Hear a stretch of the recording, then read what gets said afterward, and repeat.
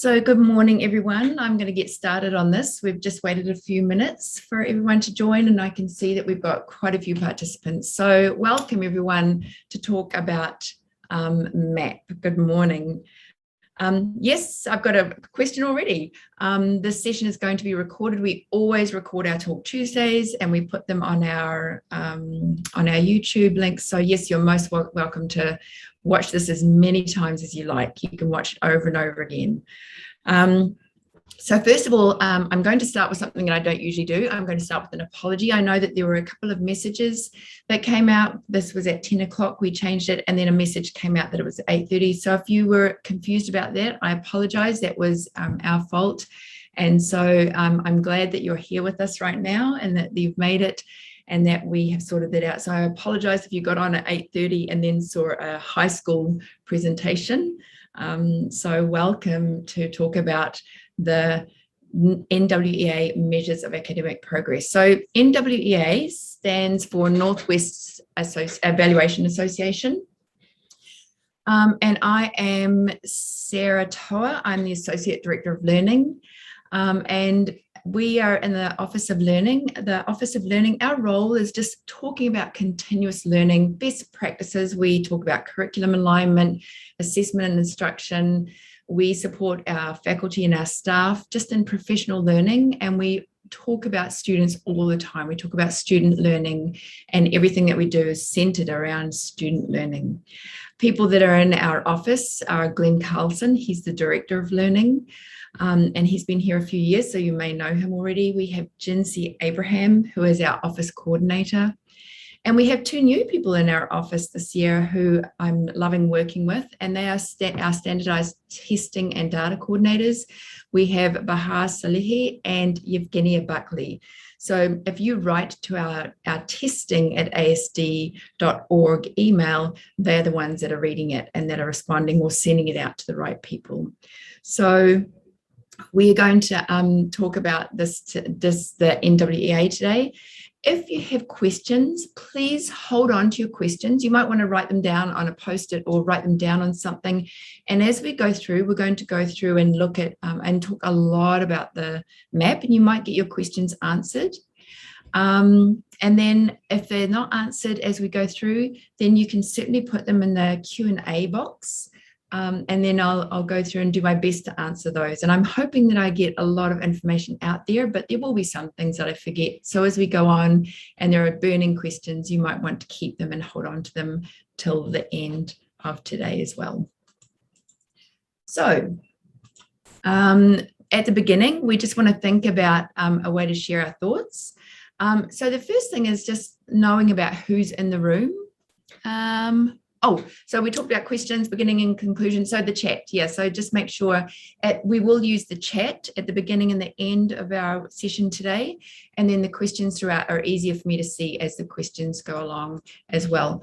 One thing that I want to make sure we hold on to is just our mission. This is something that drives us, that we want to hold at the forefront of our mind. So I'm just putting this up there so that we think about our mission, which is why we're here at our school and what we want to be doing to think about our students for today.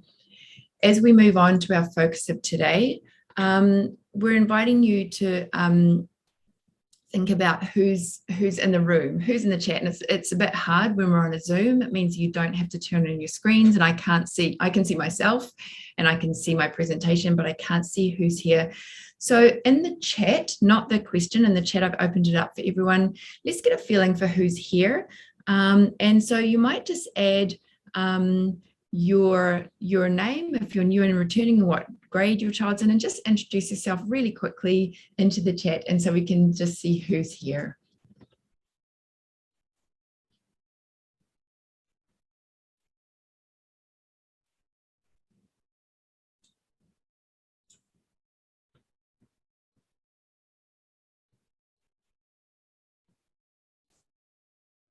Perfect. And if you have a look through the chat, we've got quite a few grade 3 new students. We've got new students across the school, but we've also got quite a few returning students as well, and parents of returning students. So welcome everyone. So happy that you're here with me today.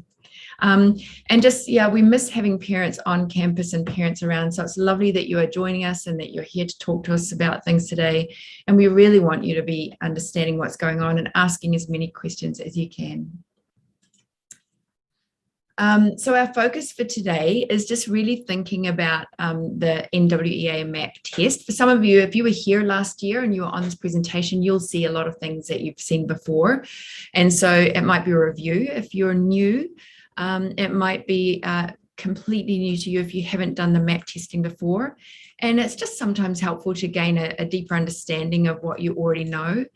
I can assure you that with the MAP testing, with our NWEA testing, if you've been here last year or even just the beginning of this year, when we're looking at the information that your child is showing, they haven't lost any skills. We're looking for how their growth and what they've done. And sometimes we'll talk about how the scores go up and down, but they haven't lost skills.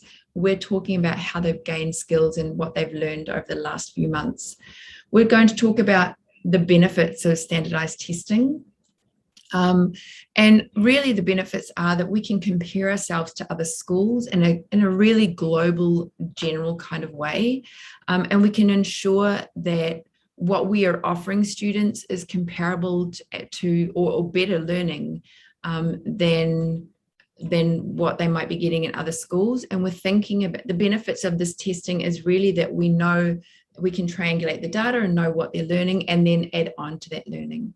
Some of the costs about this learning, obviously it's a financial cost and a time cost, but one of the biggest costs sometimes is a tendency that some parents tend to define their children's learning based on this one test. And we want to be really careful that we talk about this test as a moment in time. It gives us good information. But from this very first slide, I want us to stay in the mindset that we won't define our children on this one test. This one test doesn't tell us everything about our children. It gives us part of a picture. One thing that we won't be focusing on today is your child's individual instruction map. We'll be learning about how to read that, but if you have questions about your child's individual map assessment, then the best person to contact is your child's teacher, because they are the ones that know your child. They've been with them at least for 2 months. They're looking at all sorts of different assessments, and map is another part that they're understanding as well. So just think about MAP in general today and what it adds to in relationship to what your child is already knowing. So today for our check-in, we're going to be using the chat again. We're thinking about the NWEA mission about helping all our children learn, and that's the mission there that you can see on the screen. Reaching their potential, shaping their future, and looking at their passions. And then when we look at that in comparison to our ASD mission, I want you to think about what's important to you. How does the NWEA MAP mission reflect the values of ASD? And I want you to just look at that and think. What you might want to do is pull out one word from the ASD mission that's standing out to you. When we think about testing our students, it's not just about the stress and the pressures of testing, but it's about learning and how are we helping our students to grow and be challenged and inspired to achieve their dreams and become passionate learners. So think about one word that stands out for you. And when you're ready, just pop that into the chat about one word that stands out from our ASD mission that you would like to think about today.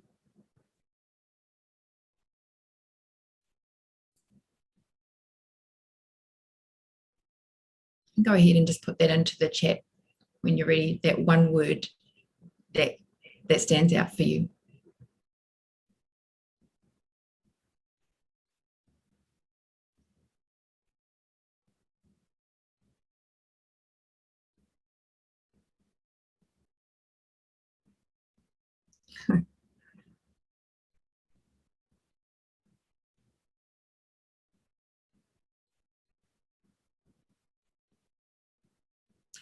I'm really amazed that we're talking about NWEA map testing and we're talking about standardized testing, and I'm seeing parents talk about passionate and inspire and challenge, and those are the things that we want to hold on to. Yeah, passionate learner, that change and adapt. And so those are things that we really think about when we're doing this sort of testing.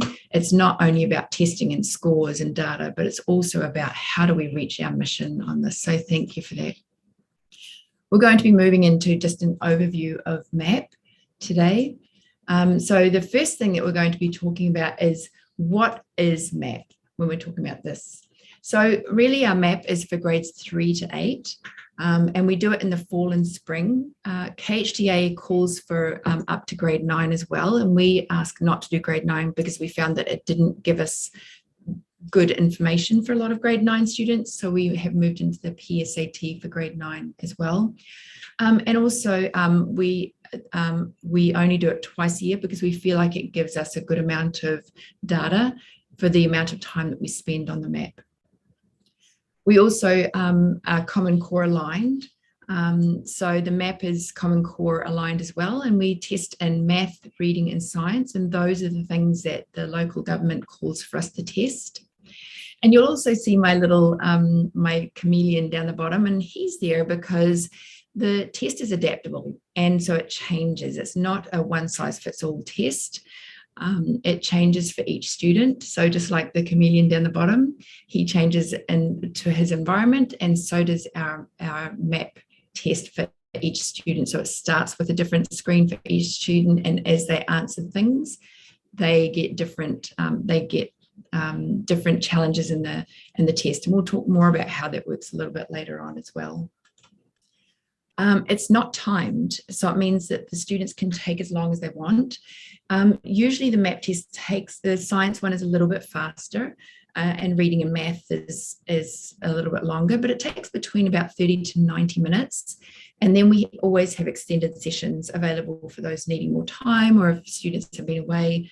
So the time, it means that we really just say to the kids, take your time, take as much time as you need, and just do what you need in the MAP tests.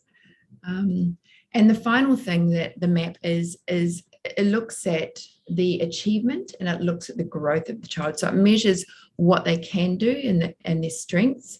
And then it looks at how we can help the student grow and how we can look at where they're going to move to. And it has projected growth as well. It says according to their grade and the time of year that they're taking it, what their typical growth might look like as a student as well. So this is what a typical MAP test looks like. So we're moving into understanding the MAP a little bit deeper. And you might, if you saw this last year, you might understand this as well. So we're going to create the understanding as well. So when we think about the assessments that we do with students, we look at a whole lot of different assessments, and it's like looking at a photo album. We look at different assessments on different days, and we look at students over time. It's the same like an art gallery. If we're looking at an art gallery, at a painting, that painting is done over a long period of time, and it gives us a really good picture of what things look like. MAP's not like that. MAP is like one picture on one day. It's like one picture out of a photo album, and it doesn't give us some time over, it doesn't give us something over time. So here's a picture of my dog Rocket, and he's sleeping. And if we were looking at that dog, we would think that maybe that one snapshot shows that he sleeps a lot, and he sleeps, that's all he does. But that's not the truth. We know that I know that he sleeps, he loves eating, he loves barking, he loves playing, he loves chasing the cat. So this one snapshot of my dog Rocket doesn't show what he can do over time. It does show what he does a lot. So the MAP test is like that as well. It shows what our children can do, but it might look different on different days at different times, and it might look completely different tomorrow than it does today. So the MAP really gives us a snapshot of what happens. And then I can use a lot of different data, just like I look at lots of different ways of my dog doing things to know what he does. So the MAP gives us that as well. The next thing is just about what information we get from MAP. The map is a huge body of research, and we get so many schools across the US and also international schools that are using the map, and a lot of different types of schools as well. So it's not just public schools, it's private schools, it's schools. A lot of the schools overseas use the map testing as well. And then the KHDA, which is the Dubai Human Development Association, they also require us to do it, and all the US schools in Dubai do the map testing, so we can use that data as well to guide our learning and teaching.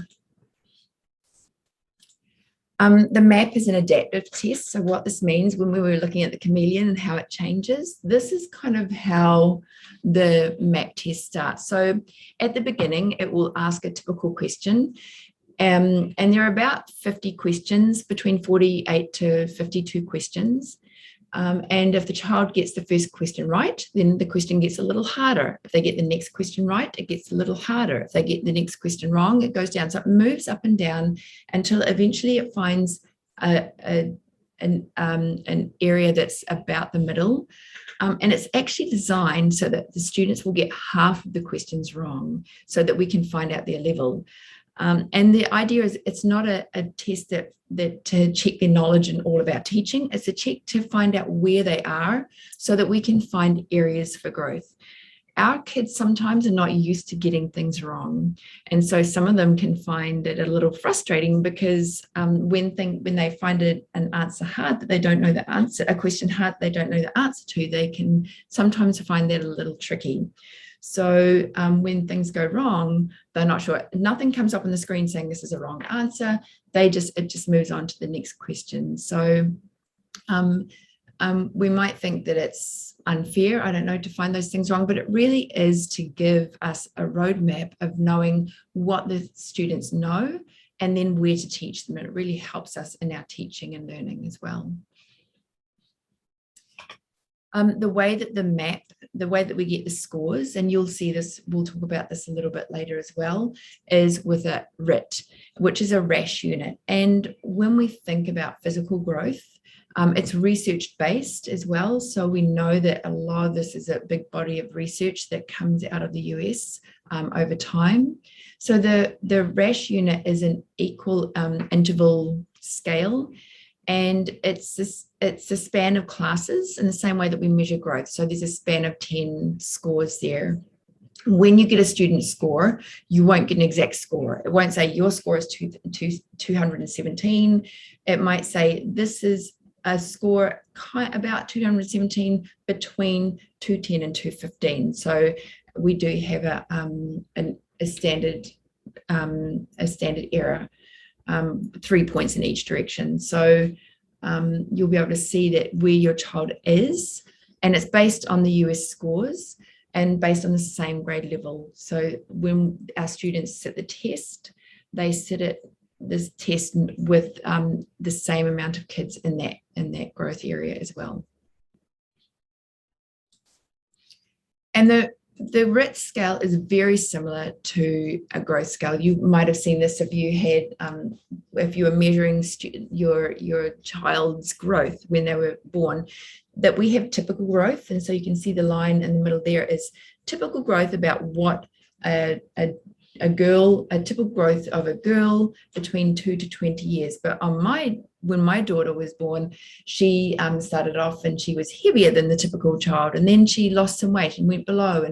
And so when we're looking at their growth, we're looking at it over time rather than, I'm sure your child's growth wouldn't have gone exactly up that map and along that line. There would have been times where they were above the growth and when they were lower than the growth. When they're younger, you'll notice that they have quite an opportunity to grow. You can see the line is very steep because they grow a lot when they're younger. Just like in the map, when they start off, they often grow quite quickly. As they get older and as they get into middle school, typically their growth is a little bit less sometimes because their growth slows down as they get older or as they learn more. This doesn't mean that they stop growing, and it doesn't mean that they have less opportunities. It just means that they that they just know more. So we're thinking about growth spurts as well. When your child is on this growth chart, they have growth spurts. Sometimes they grow a lot and they sleep a lot and suddenly they grow a lot, and you'll see them high on the chart, and then other times their growth is much slower. And it's the same with student learning. Sometimes they learn in growth spurts and they grow a lot, and then other times their growth might be not as much. It doesn't mean they're not growing, it just means that they're growing at different intervals. When we think about the terminology on the MAP reports, there are different terminology that we think about. So the norms, we have the norms that are compared to those 8 million students in the US. So those are how do the students compare to others in reading, or how do the students compare to others in math? So the 8 million. So those are the norms that we're comparing ourselves against. The proficiency is what your child knows about a subject, and it's Common Core based. So what does your child know about the Common Core reading or the Common Core math? The growth is an estimate. And so on the MAP score, it will say your child's growth might be at a number. It's important to note that half of the students will reach that growth and go beyond, and actually half of them won't. So if your child doesn't reach that growth, it doesn't mean that they're not growing. It's just an average number. So we know that half of them aren't going to reach that growth number as well. Percentile is really important because it's not a percentage. A percentile means that if you are in, say, the 75th percentile, it means that if your child's in the 75th percentile, it means that they're better than 75% of the population within that norm group. And so there are 25% that are better than them in that norm group, and 75 that your child's better than. So it's where they range within that norm group, not a percent.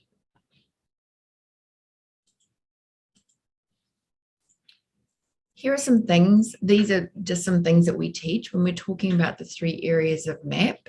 We teach language arts, math, and science, and these are some of the things that we see. And as we teach these things, we see it as a holistic list. So when we're teaching language arts, we don't just teach comprehension of reading. We teach reading and talking about speaking and talking about reading and thinking, and then we add speaking and listening into that, and we do book clubs, and we think about how our writing might influence our reading and how our reading might influence our writing. We think about all these things as a holistic view, and we teach these things and much, much more within our Common Core state standards. So there are so many teaching parts, and we teach these over 180 days. So there's such a rich body of learning that your student or that your child is getting within a classroom. When we think about the MAP test is very defined, and it only tests some things in reading and math and in science. It only teaches part of those. So what we're teaching is much bigger than what this test is able to test. And we use other assessments to triangulate our data. Oops, sorry, let me pass one. So when teachers think about assessment, we use many data points. We use MAP as one data point. And then we always triangulate our data. So we're looking as much as we can at different lenses of assessments. So we're thinking about the MAP. We just do that 2 times a year, and we take that on. It gives us a lot of information. We also have assessments that we're doing ongoing all the time. And we're looking at the learner development. We're looking at the social and work habits. We're looking at a student profile.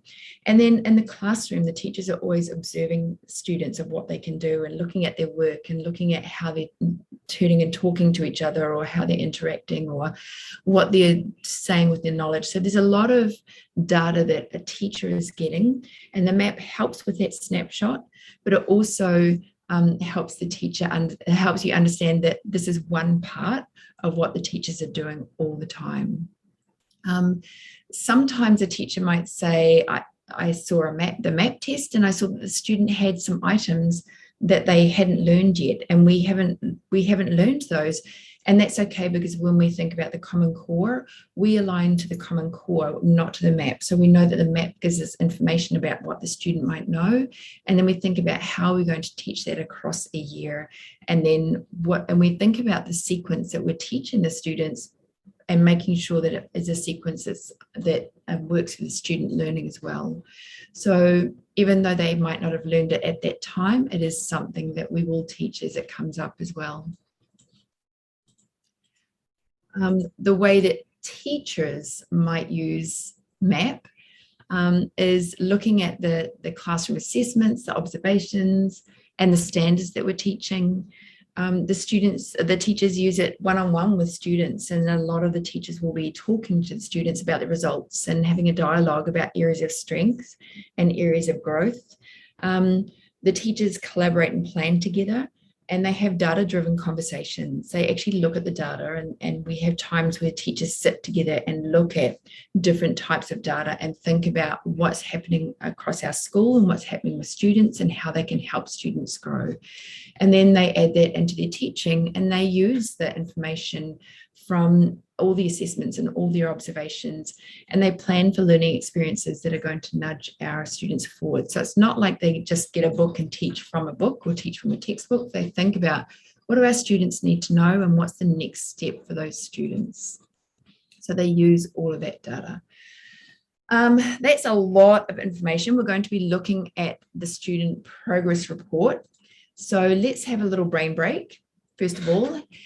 And you need to take a deep breath. And then so far, write in the chat, what's one thing that you have learned so far? It might be just one word or a very quick phrase.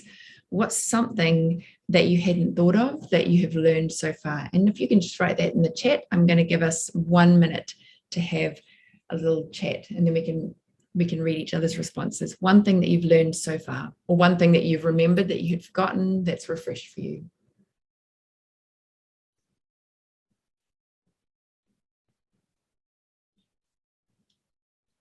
And once you've written in the chat, or if you've had a chance to do that, and do it in the chat rather than the Q&A. Once you've done it in the chat, you might want to actually access your child's MAP report as well, because we're going to move into looking at that. So a couple of questions that I've just come up that I just want to clarify. Yes, MAP, you have your MAP assessments. They should be in your ASD email, and they should have come out yesterday or sooner than yesterday. So please check those, and you'll have those that you can download as well. And just to clarify that the MAP is aligned with the Common Core. So the MAP uses Common Core, and that it is aligned definitely with the Common Core. Really just I'm hearing from parents that, yeah, it is a snapshot. It's a tool to measure progress, but also a tool to help with growth. Yes, not stressing about the results. And so just making sure that we're using these results as a tool for growth and celebration, and not a stress for the kids or for us. Yeah, thank you. So let's move on. So if you can access your students' progress report, and it's in your ASD email. So I'm going to talk about that. Make sure you're gathering your questions, and I will have some time for question and answer at the end as well. So please make sure I'm ready to answer any questions as we move on.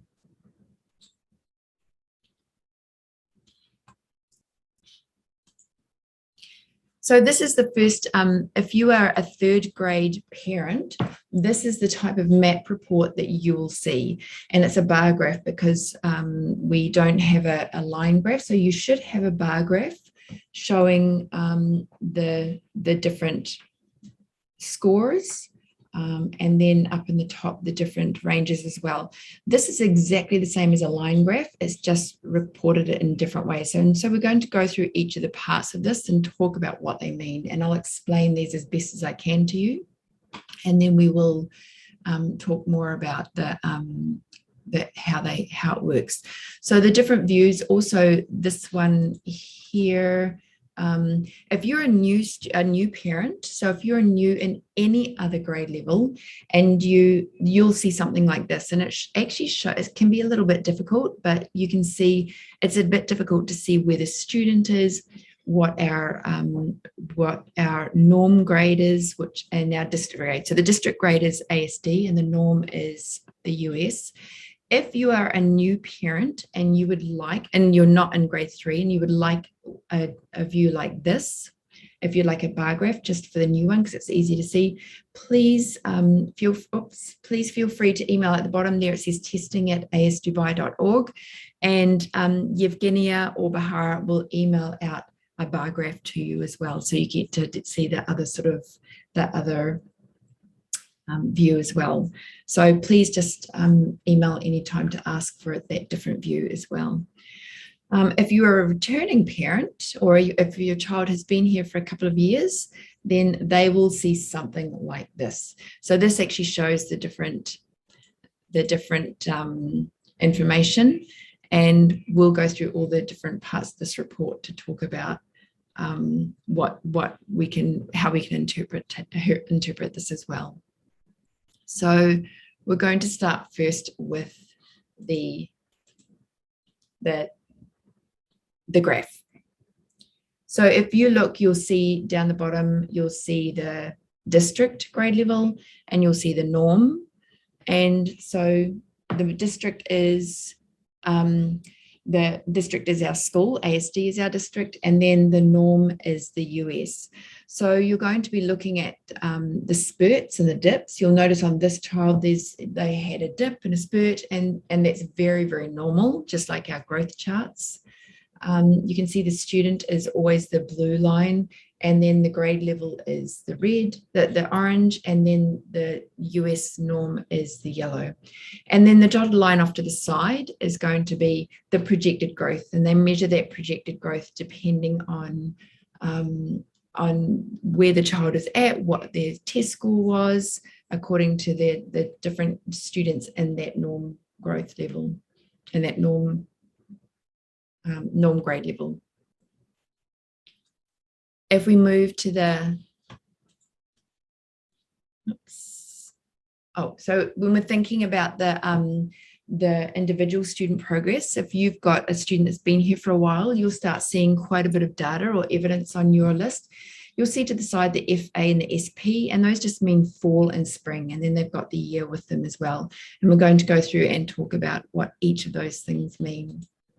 So first of all is the RIT range, and of course that's the RAAS unit that we talked about before. And the RIT range is really just what that test was on that given day. The information that we get is that if the child took that test again within 10 days, there's a 60% probability that they would probably get within that same range. It might not be exact same score, but probably if they take that test again, they would most likely get that similar sort of range. As you look at this, you can see from fall 2015 to fall 2021 that the RIT has gotten higher over time, but you'll also notice that sometimes it goes down. From spring 2018 to fall 2018, it went down one. And so sometimes it stays the same, sometimes it goes up, and sometimes it goes down. What we are looking for is growth over time. I have a child who's now in 11th grade, and I remember getting her MAP report, and it had gone down. I mean, thinking, oh my goodness, what's going on? And as a teacher thinking that, and then having to talk myself out of that. So it really is, when you're looking at growth and it goes down, it can sometimes be a little bit nerve-wracking, but just what we are doing is looking for that growth over time. And if there's not growth over time, then that's when teachers want to start looking at that, and teachers want to start triangulating that data and thinking about what's going on. And if there is not growth over time, then you might want to start thinking about talking to your teacher and saying, how might we work with our child? And do you see this in the classroom as well? What we're looking for also is that growth projection. So actually in the spring, they project the growth. And then we can see the actual growth as well. So you'll see that the growth projection on this child in spring 2021 was 6, but their actual growth was 12. So they had a growth spurt over that time. The year before, the growth projection was 8, and they didn't reach that growth projection. And we know that half of the students won't reach the growth projection, and that's okay. So we are looking for the growth over years. So the projections are really just a starting place, and then we want to see those growth targets as well, and the actual growth could be higher or lower. We're always projecting the growth projections with other information. We're always looking at those and the observations that are appropriate for the students. When we think about the growth prediction, the way that the NWEA how they project that is they think about how many weeks of instruction, which we put into the test when we do it. And then we also think about where the students are, how high they were last time when they first scored in that first term. And of course, it's unlikely that a student starting with a high score will grow as much as a student starting down in, you can see down in full in grade 2. When this child started, we used to do it in grade 2, that he grew 14, and then as he's getting older or she's getting older, they are growing less, which is to be expected. So the growth, we're looking at the individual student growth as well. And then teachers also look at, as a school, we look at average growth across a larger group, and then teachers look at the student growth as well.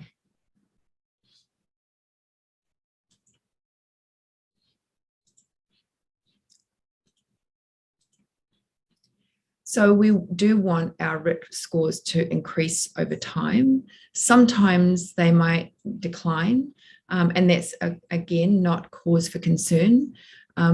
Like I do and like you do, students can have good and bad days, and sometimes their test results don't indicate exactly what they know. Sometimes students' attitudes towards the test can also affect their scores. So, and students who sometimes test above grade level, they often show less growth. So it really, it feels exact, but it really is an estimate when we're thinking about the student progress. And the research is based on an estimate as well. So they use normed evidence, but it's not an exact science. It really is looking at those increases over time. The percentile range, again, and somebody said that they understood when we talked about what are you learning now, is the percentile is based on not a percentage, but a percentile against all of the normed information of that group. So if a student is in here, the 66th percentile, it means that they scored better than 66% of the students within that norm group at that time. And it also meant that there are 34% of the students that exceeded the score as well. And it really is about the range between the percentiles, 60 to 72 on that top one. If a student was tested again in the near future, it might be a little bit better, it might be a little bit worse, and it really depends on the day, on how much sleep the student got, or their breakfast, or how worried they were, excited they were about the MAP test. So it really depends on a lot of things. And if they tested again in the near future, if we tested them again today, they'd probably get around that same percentile range. So it's pretty accurate in what they get. We do look at other factors also. When we look at dips and changes in the test, we have information about whether the student had rapid guessing or how long they took with the test. So the teachers have all that data as well. Also on your page, you're going to find down the bottom, there's a little key on your page, and it breaks down the math or the reading and science into strengths and opportunities for growth as well. So you can see it's into average, high average, low average, and it's really common for your student to be somewhat lower or higher than the average. And it doesn't mean that your student is, if they were low average or if they were lower than the average, doesn't mean that they're failing. It just might mean that they're having an easier time or a more difficult time with that part of the material. And then there are other things that are strengths. And we notice those things, and we can look at, for teachers, we get a bigger breakdown of where those things are. And those are things that we are teaching into as well. So those are things that we can use to help with the teaching. So when we see those low scores, that as a parent, you go, oh my goodness, there are lots of things that we take into consideration. We think about how much effort our students put into the MAP test. Generally, I think our students try really hard and they have very positive attitudes. We think about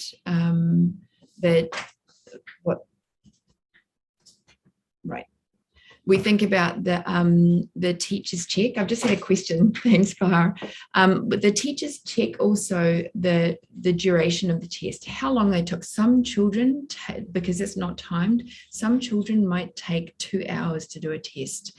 And this is shown on their class report. They can see how long they take. Sometimes a student is fatigued if they're away for the first 3 days and then have to put in a test in 2 days. We make sure that the students have breaks. We say to them, are you ready to do another test? Would you like to have a break? Do you want to get up and get some water? So we don't make them sit down and just test. We think about when the testing occurred. Was it in the morning? Was it in the afternoon? Was it straight after a PE session? Or were they anxious? Sometimes our students get really anxious about these tests. We think about if they're already at a high level of achievement, it might be that their growth isn't so much. And then remember, the higher the achievement, the lower the expected amount of growth. And then you might want to talk about are the students' needs getting met. And so the teachers will talk with students and parents, and they look for patterns of behavior that gives a cause for concern. So if they're seeing something that's low, but it isn't matching what they're seeing in the classroom or on other assessments, then the teacher won't be concerned. But if they're seeing a pattern of behavior over time, then this might be something that they want to start studying and thinking about how might we support the student. I just had the question that the percentile range is based on the US norms. Yeah, so the percentile range, if you're thinking about the percentile, is based on those 8 million other students across the US and internationally that take this test every year. Great question. What the teachers look for and what we look for as a school, we're thinking about how our students are attaining or growing. And this is a view that the teachers get to see, and they can hover over those points and they can see groups of students or they can see individual students and how they're performing. We have teachers and administrators look at this, and the counsellors. We all access different reports. There are lots of different reports for the teachers that can support the students and inform our practices in areas where our students are ready to try new learning. We can look at areas that need revisiting or areas that need reteaching, and different ways that our students can be formally assessed or work collaboratively and setting goals. Mostly what we are looking for is growth over time. So we're wanting to see that students are growing. So if we're seeing a student that has low achievement and low growth, we're looking to see for those patterns and saying, was this the student on this one day, or is this a pattern that we're seeing, and how might we support that student and talk about helping that student grow and what they're doing. Another thing that we see, this is a class level. I've blocked out all of the students' names on this, but this is more information that a teacher can get to see a class over time, and they can have learning focused conversations with the students over what they're doing and where their range is. And they can look across ranges as well, so the teachers can see this and help put the students into areas that are going to give them the most learning and the most opportunities to learn in their classrooms as well, and to support their learning. So another level that the students can see. If you have questions, it might help to put them in the Q&A rather than the chat, because the chat moves up and I can't see the Q&A, the questions. So if you have questions, remember, put them in the Q&A and I'll address those as soon as I see them. Another thing that the teachers might see is when they look at the RIT score, if your child's on a RIT score of between 191 and 200, the teachers can look at this and see half of these things your child can do and half of these things they're yet to learn. And we have these for every range, so the teacher can see what's the projected learning, and then what sort of learning might they need to do, and what do they already know. So this helps us understand the learning that is to come. And of course, these are all Common Core aligned as well. You can see at the top it says Math 6+, so this is for the and it measures with the Common Core as well. So the teachers, we teach Common Core, so this really aligns with what we're teaching and what we know the students need to learn. When we're thinking about how the American School of Dubai compares with the US norms, we're seeing that in all of our reading across the grade, and I haven't got grade 3 because this was taken from last year's data. I didn't have this year's data when I created this, but you can see that from grade 4 to grade 8, that our students are achieving above the US norms at the American School of Dubai. This is for reading. And then this one is for math as well. So we can see that the students are achieving above, and so science as well, well above what the students are achieving.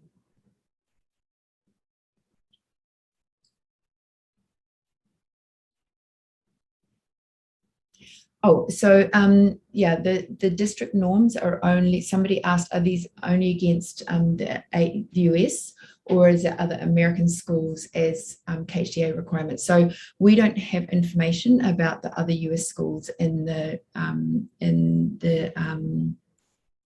Dubai. We don't have access to that information. So this is really about, this is compared to the US norms. So we don't have information about other US schools in Dubai. So the percentile range with our students group, how do we know the level of this group? So when we want to compare our students, we want to compare them with the US norms, and we want to compare them with the Common Core as well. So remember, we're looking at attainment to the Common Core and growth over time.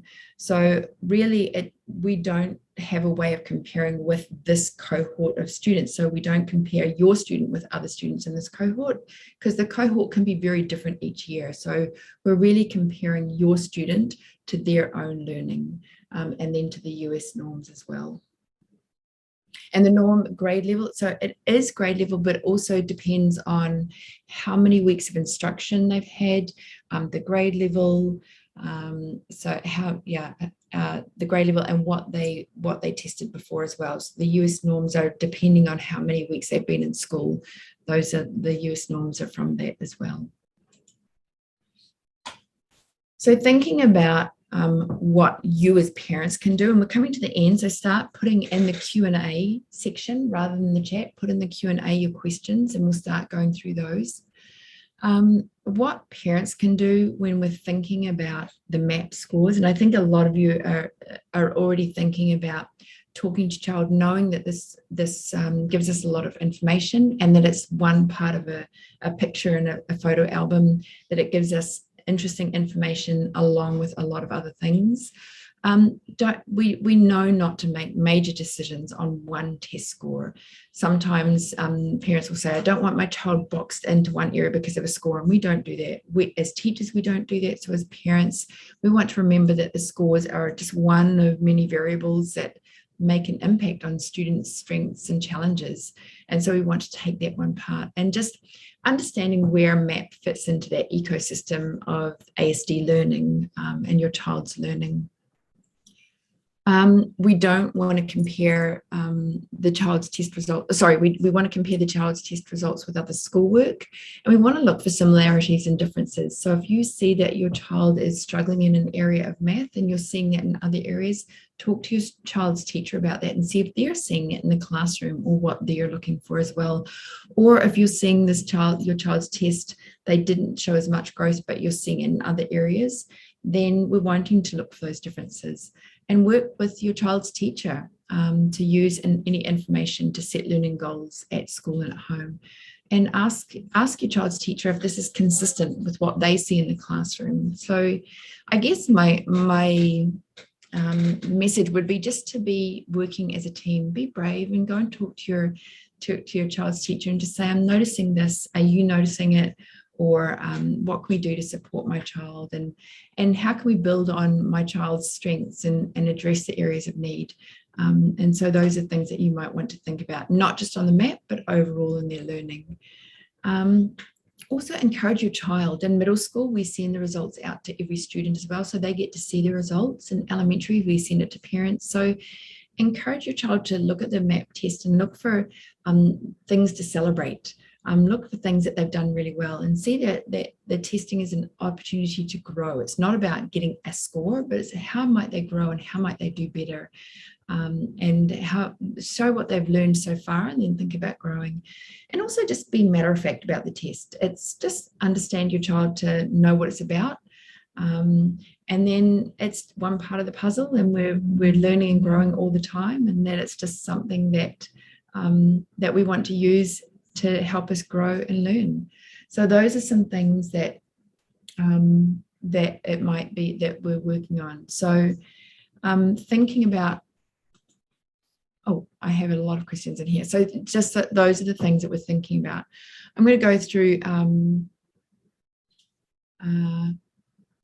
Oh, okay. I'm going to answer some emails. I'm seeing that some people did not get an email. Please email as soon as you can, testing@asd.org. If you did not get an email by today, you should have got one, and I'm very sorry about that. So please type to testing, and we will send it out as soon as we can, hopefully today. So that's answered. Oh, I'm so sorry. So please contact, yeah, you can look through this and contact testing at ASD.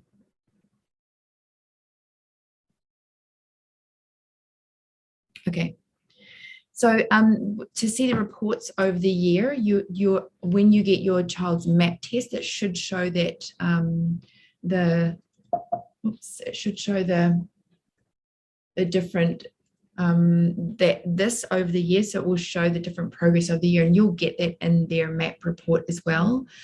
Percentile range for Lexile range. So Lexile, somebody asked about Lexile, and that's a little different in reading. A Lexile range, Lexile is a company that measures sort of the complexity of the words in a text, and so it kind of gives you a range of the sort of text that your child might be reading. We look at Lexile range, and we're very careful about it, because Lexile range sometimes doesn't measure the complexity of a text. And so when we're thinking about Lexile, it measures the types of words in the book. So if you have had a fourth grader who is reading, they might be reading Diary of a Wimpy Kid. And Diary of a Wimpy Kid has quite a high Lexile range because of the types of words in there. There are words that we don't use, or even things like Harry Potter. Harry Potter has a high Lexile range because it has words like Dumbledore, or words that aren't common words. So it has a high Lexile range, even though it's really for a fourth or fifth grader or early middle schooler. So they have a high Lexile range, whereas something like To Kill a Mockingbird has quite a low Lexile range, but the complexity of that text is very, very high. So the Lexile measures the types of words in a text. We also take into consideration the type of text that our students are reading as well.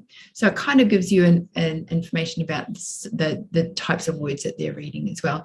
And you can look at more information when you look at lexile.com. They give you some more information, and there's a great parent section in there as well.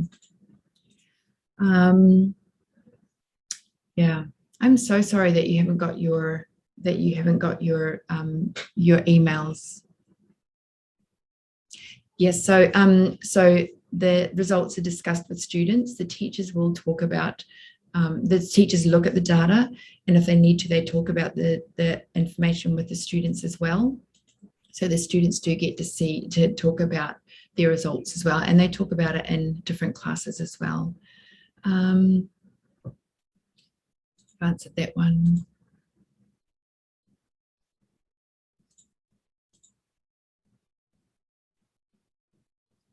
Right. So there's a great question about the information. When we think about the information on the MAP test, this person has asked, then does the teacher provide different levels of material to the child to ensure they're growing at that level? This happens all the time in the classroom. So in classes, teachers teach whole class, they teach small group, and they teach individual, and it happens in all classes. So that teachers, and it happens all the time, and we differentiate our teaching to the child's learning. So yes, absolutely, this happens across all classes and all grade levels. And it happens right from pre-K, where teachers are talking one-on-one with students and talking in small groups, and they pull groups and make sure that they're growing at their level. So that's why you'll see that growth over time, and that we don't teach consistently whole class all of the time, because we want to make sure that we're teaching students to where they're at.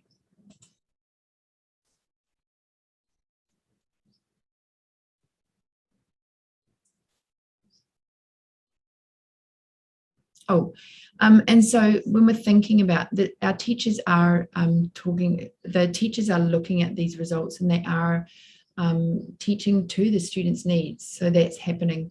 If you are concerned, please make appointments with your teachers and just talk to them about it, and have a chat with them.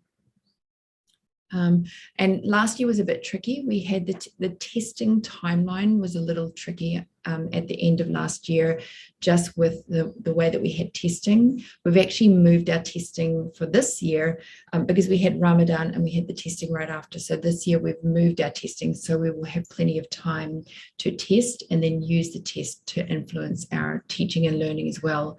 It was very tricky at the end of last year, just having the test so late in the year as well. If you have questions about your own child, please make sure that you're seeing your child's teacher as well. Yeah, so Lexile again,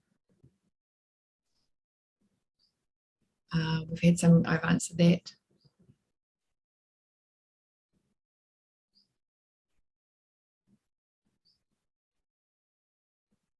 Right. So if you're thinking about where your child, placement, really we put our children with their grade level and with their peers, and teachers teach to different areas. So we have a lot of students who are, you can see from our norms across our school that our school are higher. Our kids are scored high throughout the year generally. So we really are, our teachers are teaching to that. So they're teaching to the Common Core, and then teaching, supporting the students' learning throughout the year with this type of teaching. So they're staying with their peers and being supported in their learning across the school year. That was a lot of information. If you have questions about the general type of MAP scores, or MAP testing, or NWEA, please feel free to email me, and my email is on the next slide. Or if you have questions, I'm going to look in today to getting the MAP tests out to everyone, and make sure, and we'll look at why that, there's obviously a glitch in our system. It was supposed to go out on Sunday and the glitch didn't happen. So I will get those out to you as soon as possible. I apologize for that. One thing, and if you have questions about your child's individual test, please approach your teachers. I know sometimes parents are a little nervous about that, but teachers are here to help and here to talk about your child, and your child is the center of their thinking. So we have students at the center of all we do. So please make sure you reach out to them. The final chat box is just thinking about what you used to think and what you now know. You are most welcome to continue this conversation with me and with your child's teacher as well. And please reach out if you have any other questions.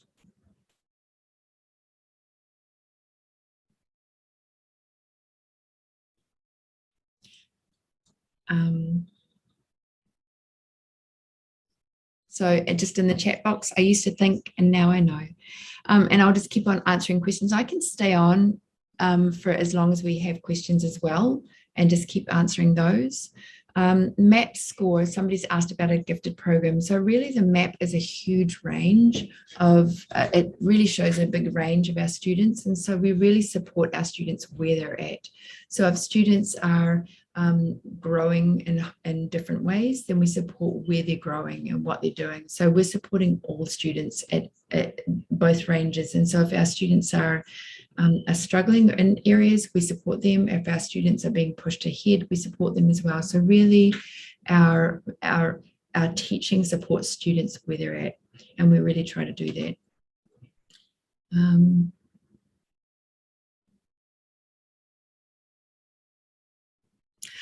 The US, so the US norms are taken from US, but if we go back here,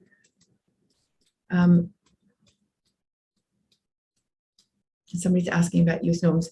This is where they get their information from. So when we say the US norms, it's from public schools, charter schools, private independent schools, foundations, and educational cooperatives. So it's really all the students that are taking the MAP test. So it is all the international schools as well. So it really is schools around the world that take those. So it's the US support takes that information. Somebody also asked about the US norms changing, and they look at the US norms about every 5 years. So in 2020, they looked at the norms and then they updated them then as well. So they've changed from 2019 to 2020. So they changed those over time as well, and we have no control of those.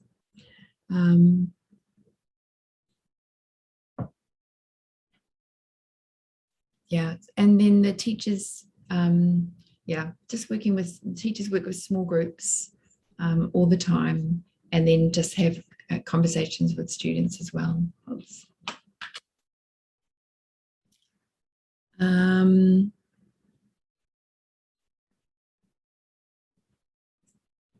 Somebody asked about the average scores in science. I know that the science scores compared to the US norm, our ASD science scores are higher.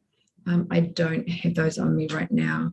Yes, CAT 4, I knew there would be some, I knew there'd be some questions about CAT 4. CAT 4 is coming up. CAT 4 is a cognitive abilities test, so it's not a knowledge test, and it really is about how students learn. So they don't need to do anything for that, just get a good night's sleep and eat a good breakfast, and then they'll be ready for that as well. The MAP test is acceptable. You can use these. It depends on what sort of school that you want, but what sort of school you talk to, but MAP test is in most US schools is acceptable as well. I came from a school in China that used the MAP test, so it really depends on which school you're talking about. Different schools use different standardized testing, so talk to any school and they should know about that. Right. So when we talk about the percentile range, let me go to that.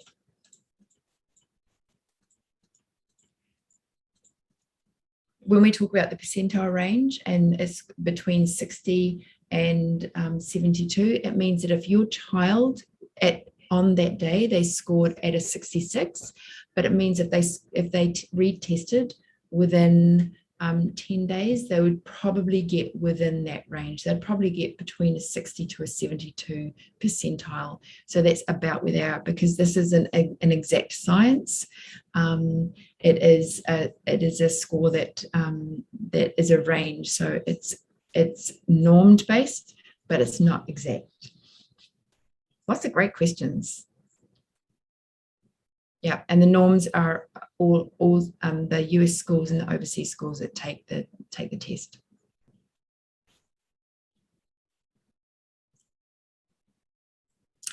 Oh, somebody's asked a great question. Why does it, a lot of the questions in a MAP test that the students are asked haven't been taught? And so if we go back to the way that the test is the way that the test is. If your child comes in at third grade, they're going to be taught third grade aligned with the Common Core. If they answer correct on one answer, and then the next answer is correct, the next question will be more difficult, and they might not have even been taught that content, because we have to, half of this will be things that they have learned and half of this will be things that they haven't, and we have to find out where they're at. It's not a measure, remember, of everything that they know. We're not measuring to see if they've learned everything. We're measuring to see what they do know and where we can move them on to. So we want to know what they have learned and what they haven't learned. They haven't learned everything in the Common Core yet. And so it shows us what they still have to answer, what they still have to learn. So it gives us a good measure of where they're going. Yeah, and there's a good question about how our data looks from last year to this year. We've only just got the data from this year. So as a school, we're looking to see what our data looks like, and we haven't yet looked at that. I know the teachers are looking at it soon, and we're going to be looking at that as well. So it will be interesting. We need to get data over time, and also from around the world to see how somebody just has asked about the data from last year and the impact of the pandemic on our learning. We know that our students haven't gone backwards. They don't lose their learning. So it's going to be interesting to look at the data to see how their learning has been supported. At the moment, when I'm looking at the data, it looks like we've got positive growth, but we do need to be looking at that carefully and supporting our students.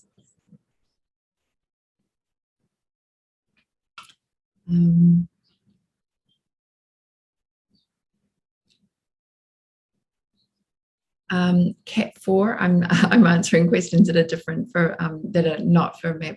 Cat 4, you will get an email about Cat 4 coming out shortly about the different students and the different levels, and that will be coming out shortly about the different grade levels from your office, elementary or middle or high.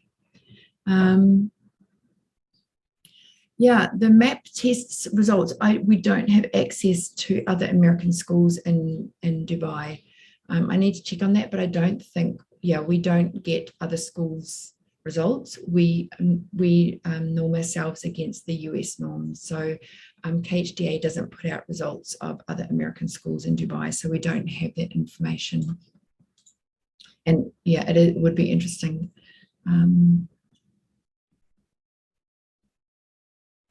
And just great questions about how teachers cater for students that have students with high needs, and then students that are in 90th percentiles.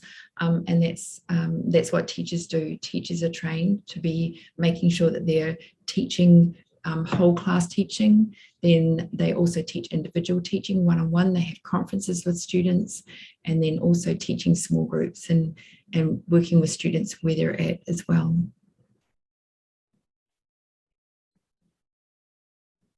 So if they keep on answering yes, somebody said if they ask a question in the MAP test and they answer it right, then the test will get harder and harder, like on this page, until they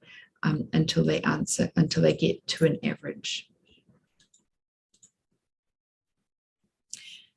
Finally, the recording will be available, yes, and the recording is going to be available on our, I believe it's on our Connect page. If you go to the Connect into the Talk Tuesday always has the recordings there afterwards.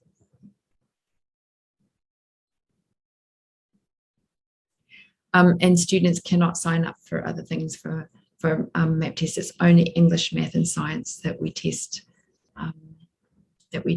for the MAP testing.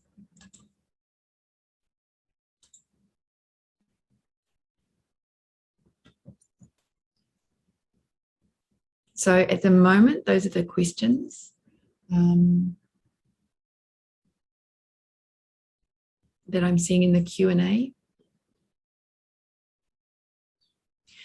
I love these conversations, and I love that parents are interested, and that we have parents that are wanting to find out more. So please do email me. My email is on the page, Sarah Toa, And I'm very open to answering questions about MAC testing and about testing in general.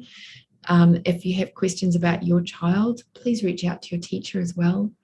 And then we just want to continue conversations and just keep on talking about your students and your children and their learning. So keep on reaching out to us when we're talking about that, just to support your child and their learning.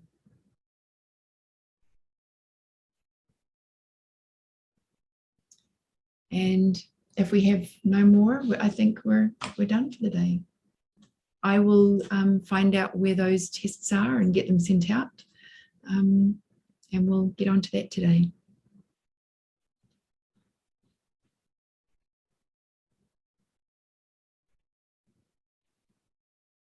Yeah, thank you, parents, for tuning up. Thank you for your support.